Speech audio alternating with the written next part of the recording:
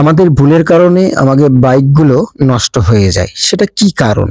সেটা হয়েছে যে কারণ সেটা আমি ভিডিওর শেষে বলে দেব। তার আগে আমি বলতে চাই, যখন আমরা বাইক কিনি, বাইক কেনার পরে যে এরা যে মেইনটেইন করতে হবে, সেই মেইনটেইনটা কিন্তু আমরা সঠিকভাবে পারি না। যে সেই মেইনটেইনের বিষয়ে আজকে আলোচনা করব।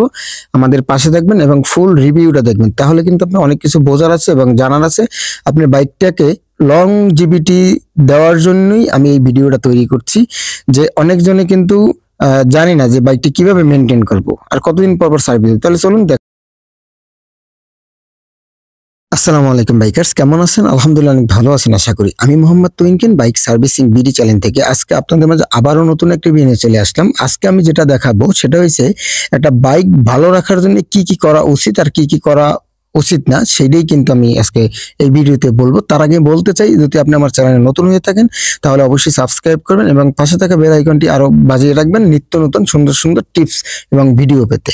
ঠিক আছে, তাহলে শুরু করা যাক। যাই হোক, আপনি একটা বাইক কিনলেন, বাইক কেনার পরে আমরা বুঝি কি, একটা বাইক কেনার পরে আমি শুধু ফুয়েল ট্যাঙ্কের ভিতরে ফুয়েল ঢুকাবো এবং চালাবো। না ভাই, এটা কিন্তু ঠিক না। যে আপনি যদি একদিন গোসল না করেন, আর আপনি প্রত্যেকদিন গোসল করেন কিন্তু একদিন গোসল করলেন না, কিন্তু যদি একদিন গোসল না করেন তাহলে কিন্তু আপনার শরীরের ভিতরে অনেক সময় অনেক জ্বালাপোড়া হয়ে থাকবে, যে আরে আজকে গোসল করি না, কেমন যেন লাগতেছে, এরকম কিন্তু হয়ে থাকবে।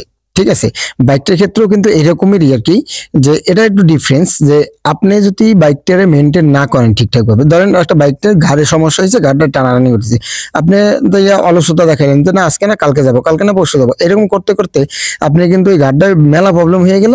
তারপর কিন্তু আপনার অর্থও কিন্তু বেশি খরচ হলো। এই জন্যে আপনি প্রতি সপ্তাহে একবার যে কোনো ভালো টেকনিশিয়ান নির্বাচন করবেন।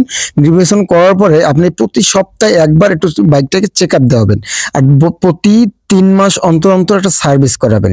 তাহলে আপনার বাইকটা কিন্তু অনেক ভালো থাকবে।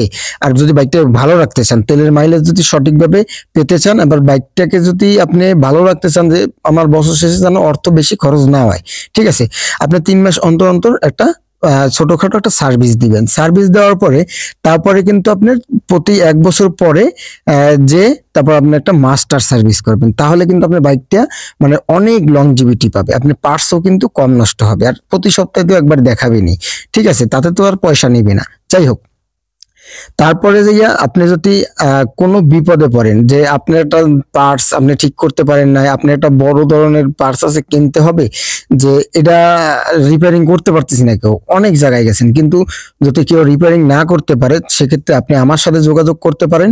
আমি আপনাদের পাশে আছি, কেননা যে কোনো ক্রিটিক্যাল কাজ আমি করে থাকি। এবং কি প্রেজেন্টের যে সিবি শাইন হোক, লিভো হোক, হর্নেট হোক, যে কোনো বাইক যদি সকারে গ্যাস চলে যায়, গ্যাস আমি দিয়ে থাকি। সকার নষ্ট হলে, তারপরে যদি স্প্রিং নষ্ট হয়ে যায়, স্প্রিং ভেঙে যায়, এগুলো কিন্তু আমি রিপেয়ারিং করে থাকি। যত বড় ক্রিটিক্যাল সমস্যা আছে না কেন, আমি কিন্তু সলভ করে থাকি। আমার যদি মনে চায় যোগাযোগ করতে, তাহলে আমার ফেসবুক পেজে আসুন। ফেসবুক পেজের নাম বাইক সার্ভিসিং বিডি। এই জায়গায় এসে আপনি আমারে মানে মেসেঞ্জারে করতে পারেন, নক করতে পারেন। তাহলে এই পর্যন্ত আসি। আসসালামু আলাইকুম।